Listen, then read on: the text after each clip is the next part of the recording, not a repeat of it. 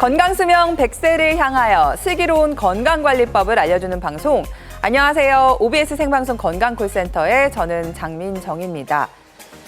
다리가 아프신가요? 그런데 정작 원인은 허리에 있을 수 있습니다. 허리에서 시작된 통증이 엉덩이를 지나 다리까지 내려오는 경우가 많은데요. 이는 척추에서 나오는 신경이 다리로 뻗어져 있기 때문에 다리 저림이나 통증으로 이어질 수 있습니다. 내 통증의 원인을 가장 정확하게 파악하려는 노력이 내 건강을 지키는 첫걸음일 수 있다는 점 기억해 주시고요. 오늘은요, 허리 통증이 다리까지 척추 질환과 치료법에 대해서 소개해 드릴 예정입니다. 무료 문의 전화도 열려 있거든요. 시청자 참여 방법부터 안내해 드리겠습니다. 네, 오늘 여러분들의 척추 건강에 도움 말씀 주실 전문의 모셔보겠습니다. 신경외과 전문의 김욱하 원장님과 함께합니다. 어서 오세요. 네, 안녕하세요. 네, 시청자분들께 인사 부탁드립니다. 네, 안녕하세요. 여러분의 척추 건강 지킴이 김욱하입니다.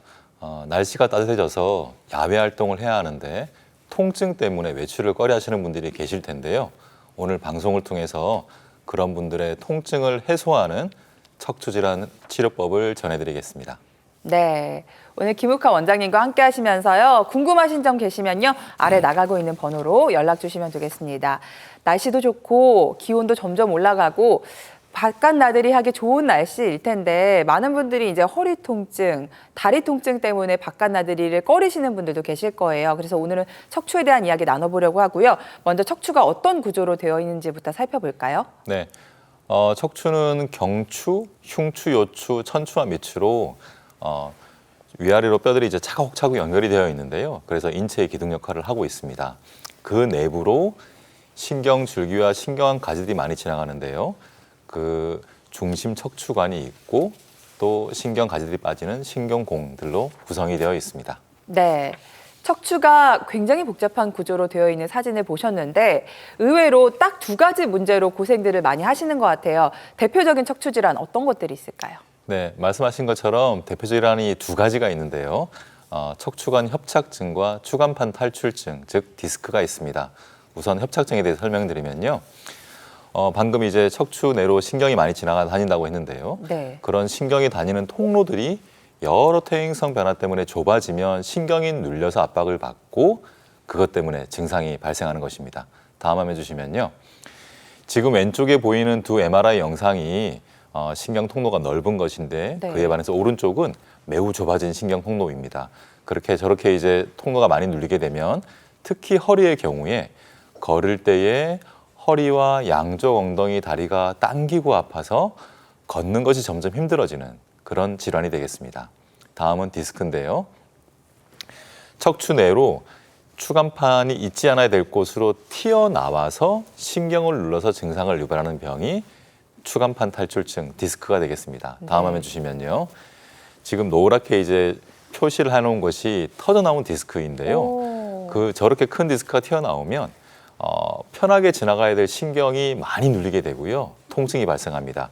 허리의 경우에는 한쪽 엉덩이와 다리가 너무 당기고 아프고 저려서 어떤 자세를 취해도 통증이 심해서 어찌할 바를 모르는 그런 질환이 되겠습니다. 네. 이렇게 생각해 보시면 될 것 같아요. 8차선 도로를 갑자기 2차선 도로로 좁혀놓으면 아무래도 계속 차가 막힐 수밖에 없잖아요. 이렇게 뭐 튀어나오고 좁아져서 점점 순환이 안 되다 보니까 여러분들이 통증을 느끼시는 것 같은데 통증 부위도 다양하게 있습니다. 어디에 통증이 나타나느냐에 따라서 내 척추 어디에 이상이 있다. 이런 부분도 짐작해 볼 수 있을까요? 네, 허리의 경우에는요. 허리만 아프다를 가지고서는 어느 부위가 문제가 있을지 이제 예측하는 게 쉽지는 않은데요. 그런데 다리의 통증이 동반되면 그 문제 부위를 추측하는 것이 좀 가능해집니다. 예를 들어서 다리의 바깥쪽으로 통증이 동반이 되어 있으면요. 허리 4번과 5번 사이가 문제가 있겠다 추측할 수 있고요. 다리의 뒤쪽으로 통증이 있으면 허리 5번 그리고 천추 1번 사이에 문제가 있겠다라고 예측을 해볼 수 있습니다. 근데 이제 여기서 시청자분께서 꼭 유념해 주셔야 될 것은요. 앞서 사회자분께서 말씀하셨지만 허리 통증 없이 다리만 아픈 경우가 있는데요.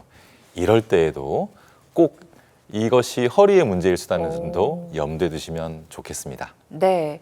그 허리에 문제가 있으면 다리 통증까지 이어질 수 있다고 하니까요. 다리 통증만 보이실 때도 허리가 원인일 수 있다는 점 한 번쯤은 좀 생각해 보시면 좋을 것 같습니다. 그리고 오늘 방송에서 가장 중요한 부분은 바로 이 부분입니다. 내 척추 상태에 따라 그 상태를 잘 평가받고 그에 맞는 단계별 치료들이 있거든요. 그 적절한 치료를 받는 게 가장 중요한데 원장이 이 척추 질환의 치료 단계에 대해서 좀 설명을 해주실까요? 네. 척추 질환이라고 해서 아프다고 해서 무조건 수술을 하는 건 아니고요. 지금 화면에 보시는 것처럼 1단계, 2단계, 3단계 치료를 단계별로 치료하고 있습니다. 1단계 치료만으로도 증상이 좋아지는 게 가장 좋을 텐데요. 이 1단계 보존적인 치료에는 약물 치료와 물리 치료, 그리고 운동 치료, 그리고 신경 차단술 등의 방법이 있습니다. 1단계 치료로 증상이 해결되지 않을 때 바로 수술을 받는 것이 아니고요. 네. 2단계인 비수술적인 치료를 받게 되는데 증식 주사 치료, 신경 성형술, 양방향 척추 내시경술 등의 방법이 있습니다. 안타깝지만 물론 소수이긴 하지만요.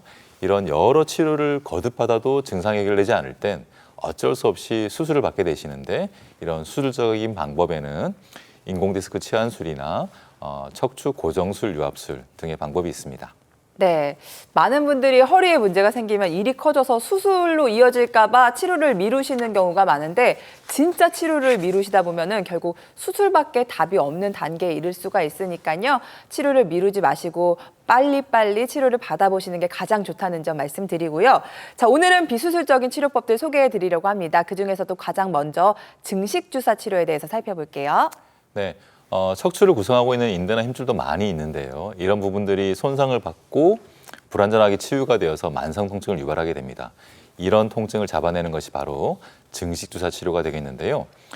인대나 힘줄이 손상된 부위에 이 증식주사를 투여하게 되면 혈액량이 증가하고 영양이 공급이 되면서 염증 반응과 그 치유를 통해서 근본적으로 손상된 부위를 해결하는 방법이 바로 이 증식주사 치료가 되겠습니다. 네, 근본적인 치료가 가능한 주사 치료라는 점 한 번 더 기억해 주시고 어떤 간격으로 치료를 받아야 될까요? 네, 방금 설명드린 것처럼 증식주사를 투여하게 되면 처음에는 염증 반응이 생기고요. 이 염증 반응을 내 몸 스스로가 치유하려는 과정을 거치게 됩니다. 그래서 대체적으로 4주 간격으로 6 내지 10회 정도 치료를 하고 있습니다. 네. 보통 허리 치료라고 하면 굉장히 번거로울 것 같다라는 생각들을 많이 하시는데 증식주사 치료는 생각보다 간편한 치료라고 해요. 특징들도 한번 짚어볼까요? 네, 주사 기만을 이용해서 치료를 하기 때문에 비교적 간단하고요. 그리고 흉터가 없는 것이 좋은 특징이 되겠습니다. 네. 그리고 스테로이드를 쓰지 않는 안전한 치료인 점이 또 중요하고 있고요. 치료 범위는 척추뿐만 아니라 여러 관절에도 쓰일 수가 있습니다. 그리고 앞서 말씀드린 것처럼 근본적인 치료가 가능하고 반복적으로 치료를 하면서 그 치료 효과를 이제 극대화시킬 수 있는 것이 큰 특징이 되겠습니다. 네. 이렇게 부담 없는 치료에 해당하는 증식주사 치료, 실제 치료 효과는 어느 정도일지 궁금하시죠? 사례를 통해서 살펴보도록 하겠습니다. 70대 후반 어머님의 사례를 저희가 준비해 봤는데요. 이분 같은 경우에는 낮이나 밤이나 앉으나 서나 만성적인 통증 때문에 굉장히 고생을 하셨던 분이라고 해요. 네, 화면에 보시면 77세 어머님이신데요. 허리가 너무 아픈데 이런저런 방법을 동원해도 이제 낫지가 않아서 고생하셨던 분인데요. 지금 화면에 보시는 것이 이제 허리 MRI가 되겠습니다. 근데 이제 아시는 분은 아시겠지만 이게 아무리 쳐다봐도 협착이 심한 것도 아니고 디스크가 심한 것도 아니고 신경이 이렇게 눌리는 게 아님에도 불구하고 통증이 있어서 힘들었던 분인데요. 이럴 때 꼭 염두에 두셔야 될 것이 이 척추를 구성하고 있는 인대나 힘줄이 되겠습니다. 실제로 이분도 그 부위에 이제 중점을 두고 치료를 받게 됐는데요. 네. 증식주사 치료를 한 차례, 두 차례 거듭 받으시면서 통증이 정말 차근차근 조금씩 나아지셔서 6회 치료가 끝난 이후에는 처음 느끼셨던 그런 통증의 한 80~90% 정도가 좋아져서 네. 지금은 이제 무척 만족스럽고 즐겁게 일상적인 활동을 하고 계시는 그런 사례가 되겠습니다. 네, 말씀 들어보니까 그 원인을 잘 파악하고 그에 딱 맞는 치료를 선택하시는 게 중요할 것 같다라는 생각이 들었습니다. 자, 허리가 아픈데 좀 굽히면 괜찮아서 또 걸으면 너무너무 힘든데 좀 앉아서 쉬면 괜찮아서 허리 치료를 미루시는 분들 분명 계실 겁니다. 괜찮은 게 아니고요. 이러한 현상 자체가 척추관 협착증의 증상이라고 합니다. 이런 증상 갖고 계신 분들 오늘 저희 쪽으로 문의 주시면 되겠습니다. 참여 방법 안내해드리고 여러분들의 문의 전화 받아보도록 하겠습니다.